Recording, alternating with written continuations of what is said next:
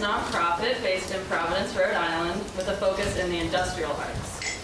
Our historic campus is a platform for professional artists and a community to practice and learn the industrial arts, such as welding, blacksmithing, by providing workspace, tools, training, and education, while forging a lasting link to a local tradition of craftsmanship.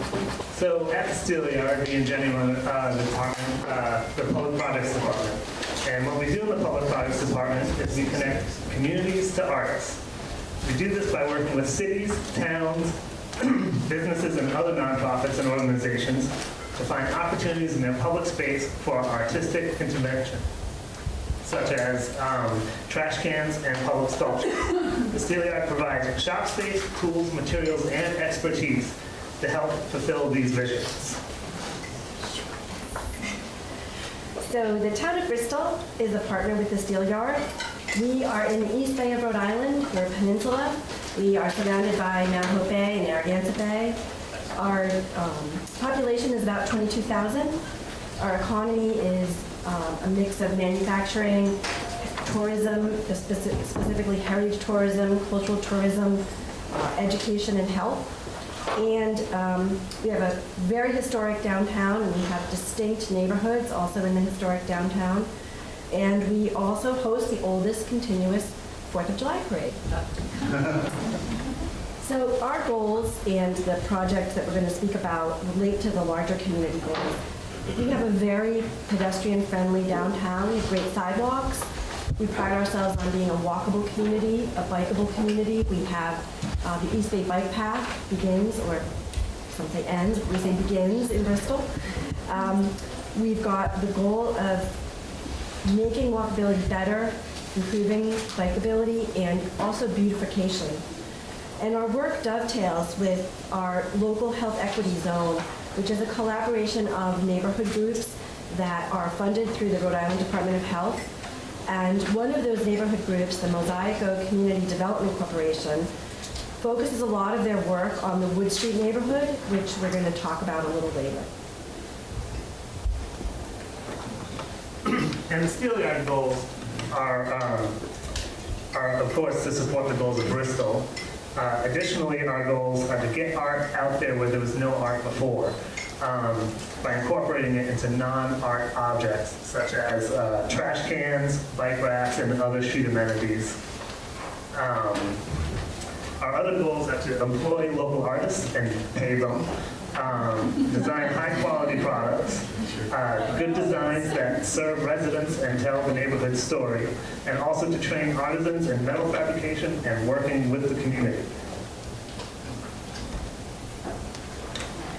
So the long-term nature of this relationship is partially what makes the work so special and why we wanted to share it at CCX. So on this timeline, the red dots are projects that we did with the town of Bristol, whereas the dark gray dots are projects that we did in Bristol but were funded by someone else, such as a business, school, CDC. And the timeline starts in 2007 with a light gray dot, because that's when we made trash cans for the neighboring town of Warren, which are actually what inspired Diane to reach out to us in the first place. So you never know. And then in 2010 is when we started work on and around Hope Street, which is a vibrant street with small businesses, schools, municipal buildings. It's at the end with the beginning of the East Bay Bike Path and the one with the 4th of July parade. And then in 2016 is when we started work with Mosaico CDC on Wood Street. So next we're going to walk through the nitty-gritty of one particular project, and that's the 2017 Wood Street Furnishings project. So the first step was to identify the need. So the Wood Street neighborhood is one of Bristol's more diverse neighborhoods. There's a mix of incomes. There's some industrial uses, namely the former Kaiser Mill complex, which was a large mill that's now the Bristol Industrial Park. The neighborhood is experiencing a bit of a renaissance. Some of the older, more established business owners are retiring and passing on their businesses to the new generation. There's some new entrepreneurs that are finding some business space on the street. And there are some seniors in the Franklin Franklin Court Assisted Living, which is also in part of the Mill complex. And they walk on foot, they sit on the benches, they have a lot of socialization on the sidewalks. So the Mosaico Community Development Corporation, who was the group renovating the mill and working with the businesses in the neighborhood, they approached us to really activate the public space more and do some better placemaking for the neighborhood. As Jenny had mentioned, we had done other steel yard projects on Hope Street, and that's more of a tourist area. We had some other projects down on Thames Street, which is the waterfront. So the Wood Street neighborhood really felt that it was their time. They needed to have some amenities for their sidewalks and their businesses. And so they identified some things that they really wanted us to have done there. And one of the things was we had these heavy, we call them Fred Flintstone trash cans. They're old stone trash cans. They're just awful. There were no recycling bins, and there were no pedestrian or bike amenities in the neighborhood. So they said that they wanted those things. And then they also wanted something that was unique to the neighborhood that would create a sense of place and give the neighborhood some special identity as opposed to the other streets that we had done projects on. All right, so once the need is established, that's when we come in and we talk with the community stakeholders about what we can do with them, and we all brainstorm projects together. So it's in this stage that we landed on doing 6 bike racks, 8 combination trash and recycling cans, and 17 decorative medallions for the lampposts. And that idea for the medallions came up as a way to showcase and celebrate the neighborhood's unique culture and history through a purely decorative object. And next step is paperwork. Oh, yeah. Not so sexy, but very important. So once we know what products are wanted, the Steelyard will put together a quote and a proposal, and then we send it to Diane, and Diane gets to look for funding. And this particular project, because it was really with the businesses on the Wood Street neighborhood, we were able to secure a Commerce Rhode Island grant. They have a Main Street grant program, so we were able to use the funding for this project. And we are really fortunate. The Steelyard had done some early work for Bristol that was privately funded. And so because they then built on that, which was a very unique product, and because they're the only ones that do this sort of product for us, we were able to categorize them as a sole source vendor. So we didn't need to go out to bid. Very good. And so I would just caution you, check with your local finance department and see what works for you. But in this particular case, we were very fortunate that we didn't have to go out to bid. So, All right, so the Steelyard signs contracts with Bristol and with our artists. And contracts are super important for just clearly articulating our expectations of each other. Our contracts with the town outline our scope of work, the product details, time frame, cost and payment schedule, and legal terms.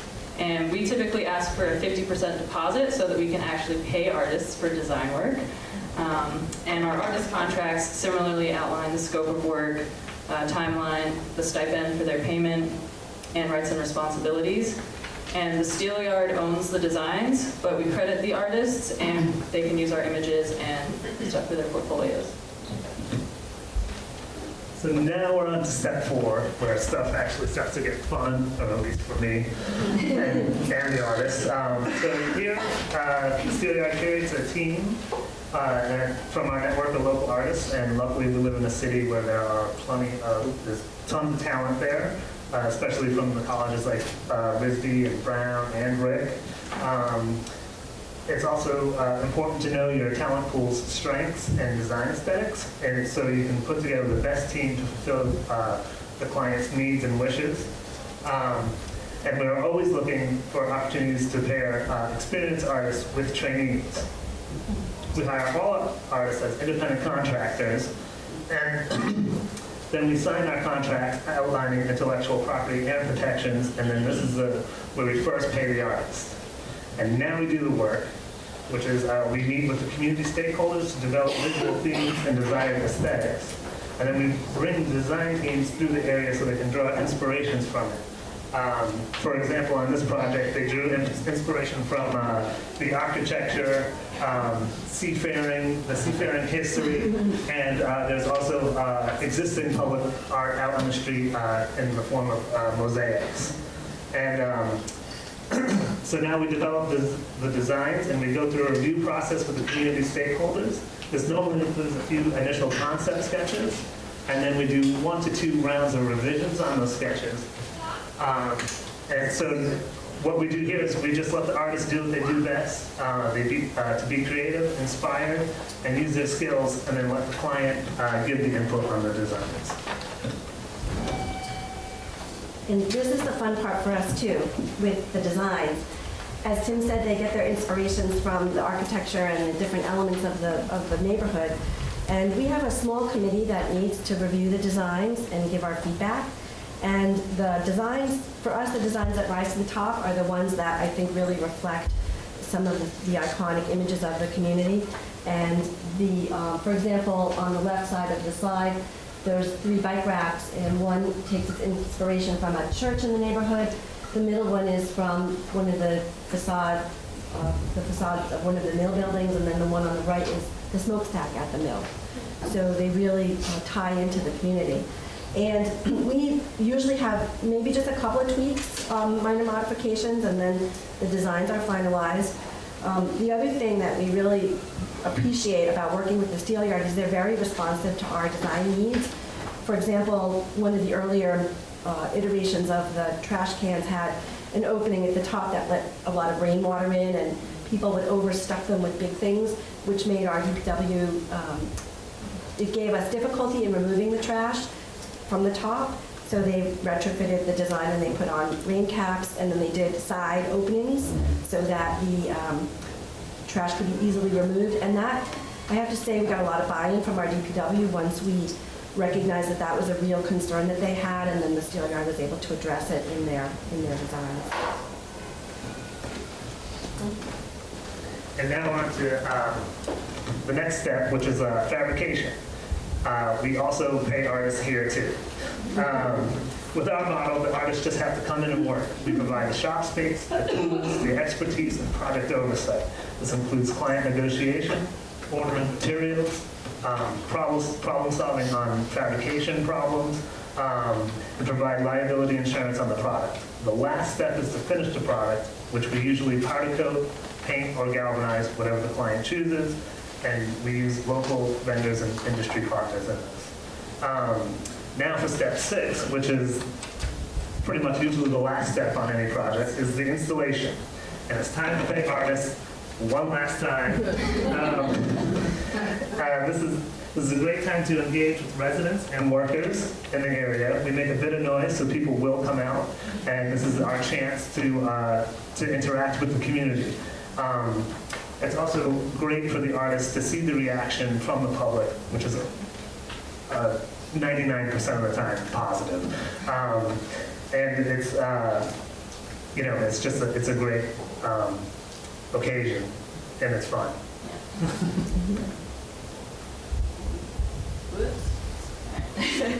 So here we're going to go over some typical obstacles that we face and how we've managed to overcome them in our work with Bristol. The tips are in your handout, so you can look at them later. If we don't have time to get through all of them, then you can read them or ask your questions. But of course, every project of this nature is different, so it's going to have its own challenges. So the first challenge is always funding. And the tip is to leverage funds, think outside the box, and collaborate on grant opportunities. We were able to leverage funding with the state DOT for the Hope Street project. They came through with a sidewalk project, and we were able to include in their budget funding for street furniture on Hope Street. As I mentioned earlier, we got a commerce grant for Wood Street. And you might not think that your trash can budget can be a public art budget, but we've also used some of our trash can budget and our recycling revenues for installation of trash and recycling bins and maintenance of them as well. So another obstacle can be developing trust, especially if it's a new relationship. So our suggestion is to start small with a pilot program. And so that's what we did in Bristol. The first ever project we did with them was just for 2 trash cans, and then it was growing from there. And then also just have a good portfolio so you can show your competence. A related obstacle can be community buy-in and awareness. And something that we've done that's really fun is we participate in community events. So, sorry, I keep turning around. So something that we've done is we've brought our mobile blacksmithing trailer to like the block parties and stuff. It's a really great way for them to get to know us as the steel yard, but also is a neat way for them to connect their trash cans with, how it's actually made and the craft.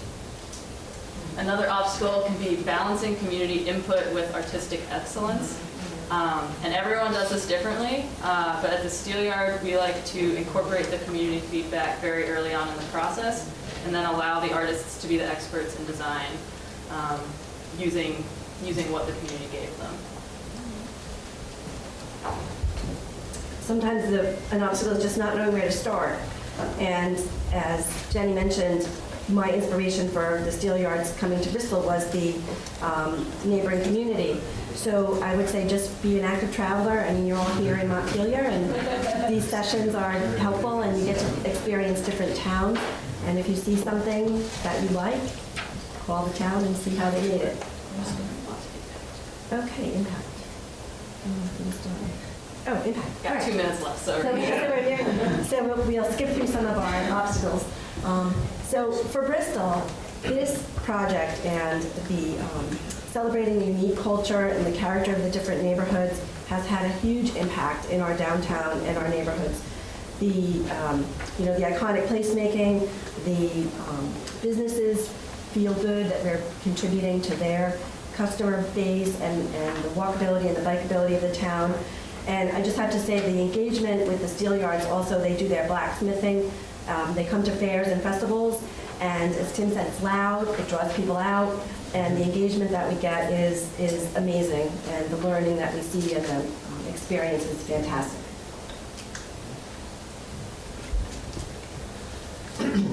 Economically, our impact model is able to distribute funds from the town, Rhode Island Commerce Corporation, the Department of Environmental Management, and Rhode Island Department of Transportation back into the local creative economy. Specifically, we provide good supplemental income to artists and fabricators. We provide a flexible work schedule for them to take care of everything, so all they need to do is come to the steel yard ready to work. Over the course of 8 years, Bristol has spent over $85,000 on steel yard projects. Of that, over $23,000 has been spent on locally purchased materials, over $13,000 has been outsourced to local vendors, and lastly, over $30,000 has gone to local artists. And all that funding allowed us to make 32 artistic trash cans, 31 unique recycling bins, 15 awesome bike racks, 4 superb benches, 2 completely unique planters, and 17 street medallions. With all of this investment, now 45 different artists can walk down those streets, and they say they contributed to Beautifying Bristol. Of those 45 local artists, 22 were trainees from our Well to Work program, which is a paid training program for Rhode Islanders who are at or below the federal poverty line. With these projects, we can provide them with necessary income while they transition from our training programs into our more full-time careers.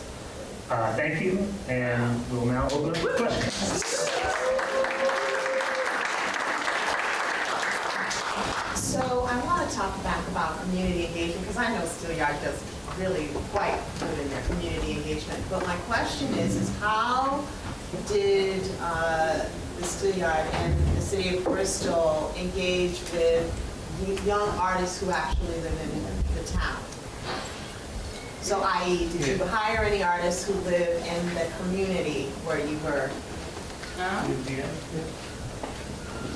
So all of our artists are Rhode Island artists, That I know. but not Bristol artists specifically. Our community engagement in the Wood Street instance was mostly through the Mosaico CDC, and that was a group of residents and business owners. The process in which you got community input before you even had artist design projects, can you describe how you went about that? Sure, so, I'll take it, or should I? Um, So, yeah, so it's actually really important for us that we don't select the artist first. So through talking with the town representatives and the residents and business owners, we sort of got a sense of like what they were looking for and what they thought their neighborhood should look like. So for Wood Street, they were very adamant that it like wasn't nautical because Hope Street's full of anchors and stuff. And we wanted like industrial, we wanted a little more edgy, and so once we like sort of had that information, Tim was really good at like curating from our artist pool. Like, okay, so who's able to do that work? Who can meet that vision? What did your meetings look like? How many did you have? How long did that process take? How many months, weeks? Yeah. It's not super long. I mean, we rely on Diane and the other community stakeholders to bring everybody in who wants to be in on the meeting. And then we have, we kind of prompt them to meet among themselves first, and then we meet with them and kind of, we'll throw our ideas out at them, they come back at us with their ideas, and usually it's right around only 1 to 2 meetings, and we kind of land on a solid group of ideas that we want to pursue. And even at that point, they're not totally finished, but this is what I relate to the artist then after that. And then we come up with a number of designs, and then they select from those designs, and then we finish off those designs kind of after that, if that answers your question. Yeah. Yeah, could you talk a little bit more about how you select your artists? Are they members of the Steelyard? Do you outsource them? Do multiple artists get paid for multiple designs? So how our artist selection process works is, so it's kind of difficult. So yes, they're kind of all part of the Steelyard in a way. I mean, they are all hired as independent contractors, so they are not staff members of the Steelyard. But what we do really is we go out and recruit a lot. That's what I mentioned Rizzi a lot. We go there to recruit. We also just post all the time that we're looking for artists constantly, and almost any kind of communication we have, we'll always say that we're looking for artists to work with us. And so how I select them is actually just getting to know each and every one of them, and their art and their design aesthetic and how they work. And a lot of people, some people can do very whimsical things, and other people are very architectural and design focused. And it's really reading the client and what they want then to select what artists to select for the jobs, and what artists can work with each other is also, it's just learning how to read people more or less than anything. Once you said that the neighborhood had the pre-existing public art was mosaic, and I just was wondering what the sources of the mosaics were, and which must have been the name of how the neighborhood came there. Mosaic? I can take that one. Yeah. Yeah, so Mosaico was a name that was created by a group. There's a lot of Portuguese immigrants and immigrants from the Azores.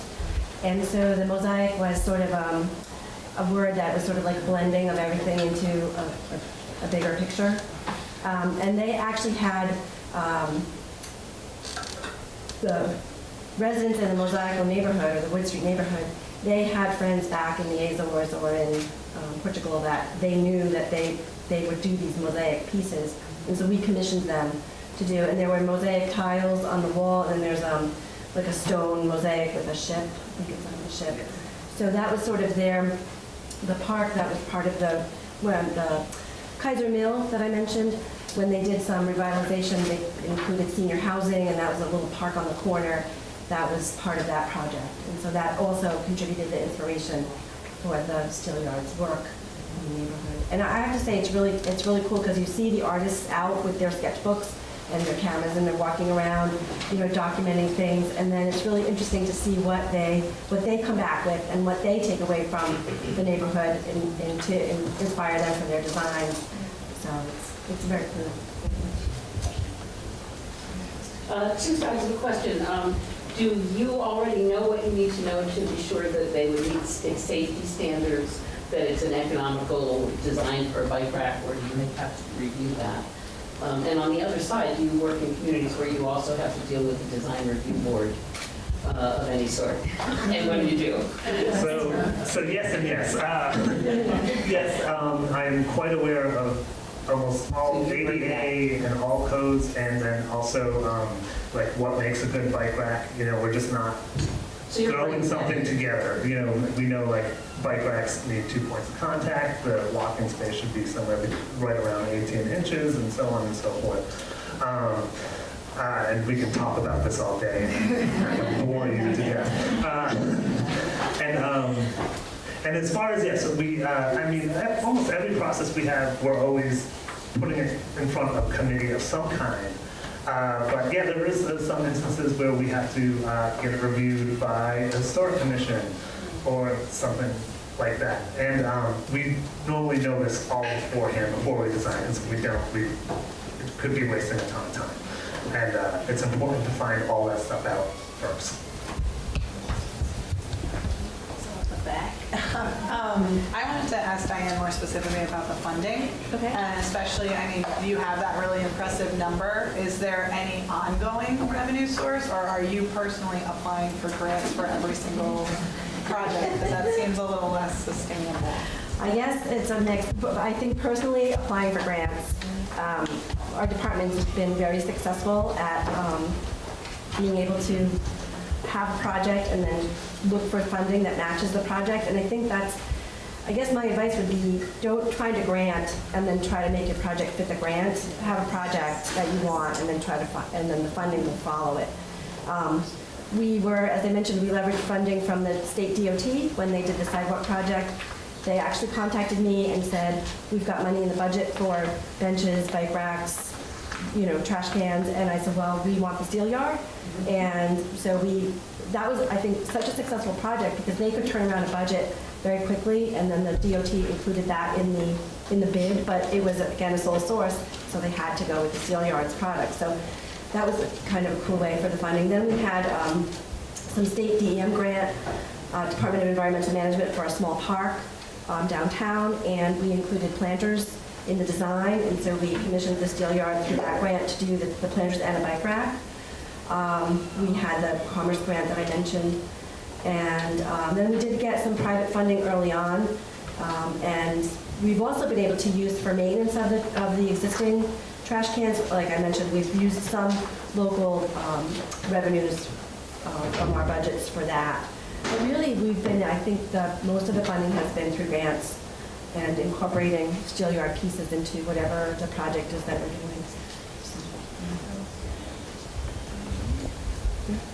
I don't know how to choose. I know. All the way in the back, standing up. So I'm sorry, I have two questions. I work for a municipality.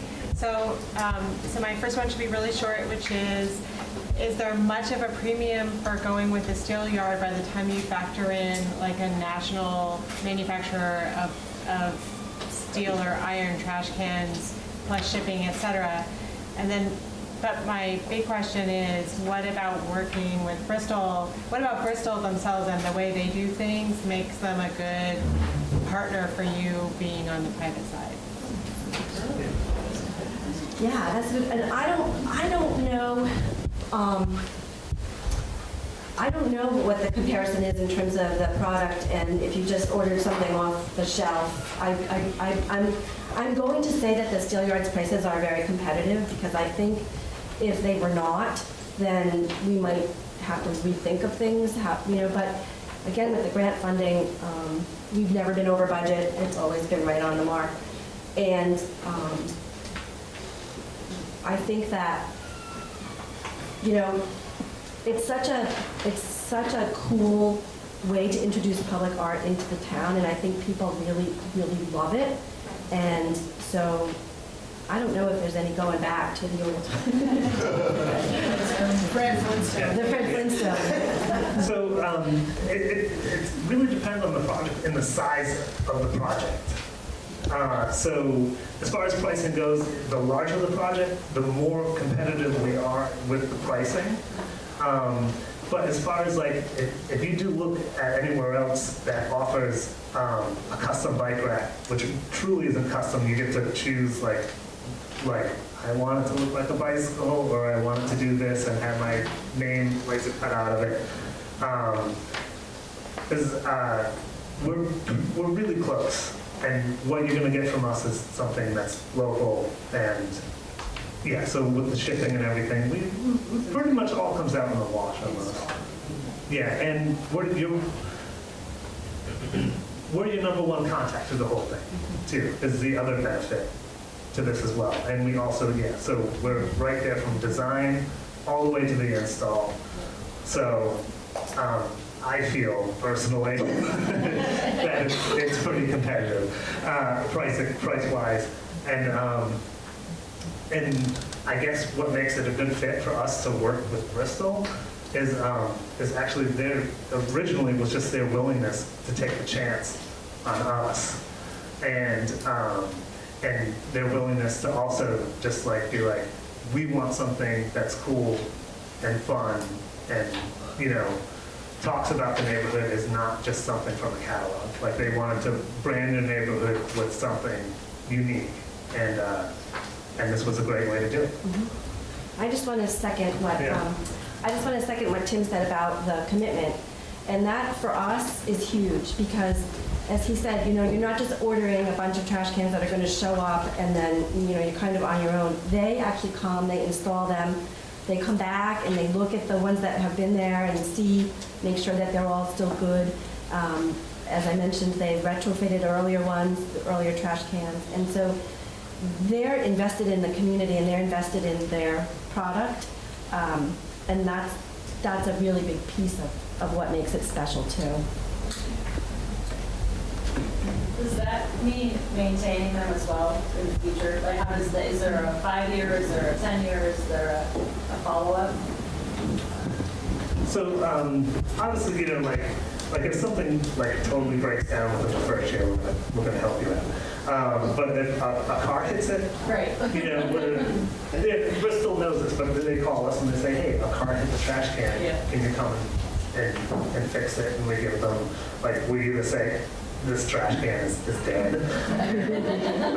Or we go ahead and we just kind of hammer that one out and, charge a minimal maintenance cost. And usually what we do is we've already entered in 2 different just maintenance contracts with Bristol. So, they contact us and say, and that's where kind of the improvements also come in too. To where, we'll talk with DPW, like Diane said, and it's like rain was getting into the barrels. And also on Wood Street, one of the things we did is just the trash barrels are so heavy no matter what, just because all of ours were like you had to lift them out. So on Wood Street now, we all have side opening trash cans, and DPW loves us for that. We're saving their backs, so they love them. But does that answer? That makes sense. I'm just curious with public art like murals, there's always that tangent of like upkeep, and I just thought it was closed or open-ended. Yeah, and I mean, it is a closed-ended contract, but then we are available for maintenance. Go ahead. Could you speak a little bit more to the geographic scope of the project, like how many city blocks are we talking about for them, and then kind of along with that, what's the timeline for, X number of city blocks takes X many months? Okay, so I'm gonna let the geographics go to that. I will talk to the length of the project. So maybe just keep this in mind when she does it.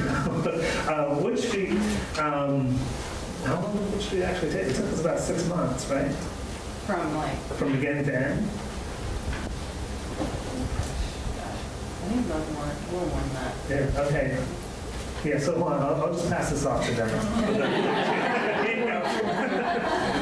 I am trying to think. I know it's many more blocks when I'm walking, because I always think, oh, right, and there's another block further north. I'm going to say it's about 5 blocks, 6 blocks, and both sides of the street. Does that sound right? Yeah, that sounds about right, That's yeah. about right. Yeah, and in this, it does take a while. It takes, it's more than just like from a catalog. It's more than just choosing out of the catalog, because we do, we have meetings, and then we have the design, and then there's the reviews of the design, and then the redesign, and then the fabrication, and then, the finishing, and then the installation. And then sometimes, we don't get finished until midwinter, and we don't want to put all this new product out during midwinter, so then it turns into a springtime installation. So sometimes it's just a waiting game, but if we compacted everything and just had, everybody just took the right amount of time, I'd say we'd be able to get a project the scale of Wood Street was about, about 5 or 6 blocks. It was 8 trash cans, 8 recycling bins, 6 bike racks, and 17 medallions. That would normally, on the order, without any hiccups or anything like that, take us about 3 to 4 months, possibly 5. So I'm wondering about, I'm wondering about the larger context. This is one project, and so for the town of Bristol, and this individual project, how does it fit into everything else that you're doing as far as public art goes? And are there values and restrictions or designs or whatever this is part of that have to be talked about as well? Yeah, so I think it fits in well, as we've mentioned. We really have distinct neighborhoods, and we want a different feel. And like Jenny said, Wood Street wanted to be a little bit more funkier and have more of an identity separate from the Hope Street and Dane Street neighborhoods, which are very like nautical and more, they have, I wouldn't say more historic, but they have that historic context along the street edge. I think that the overall picture for me is that we don't have a real public art master plan, and we don't have, I won't say a huge, public art like priority in a way. I mean, it's there, but what I love about it is it incorporates public art into everyday things. And people they see it, and it's like, it's very cool, and it's very funky, and it's very Bristol, but it's art, and it's a trash can.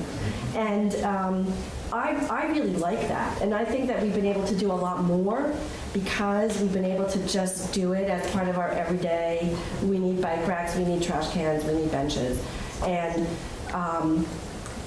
we're not like doing a project where it's like contentious, or where people are like, oh, really, you're gonna put that downtown? It just kind of works. And because they take their inspiration from the architecture and the character of the neighborhood, it connects, and you can see that connection when you look at these pieces. So it feels right, and it works. So I think that's, for me, that's how we've been able to do a lot more with the public art without really kind of highlighting that it's public art. It's street furniture. Everybody needs a bench. Everybody needs a bike rack. So that's kind of how we've been able to get it integrated into the town.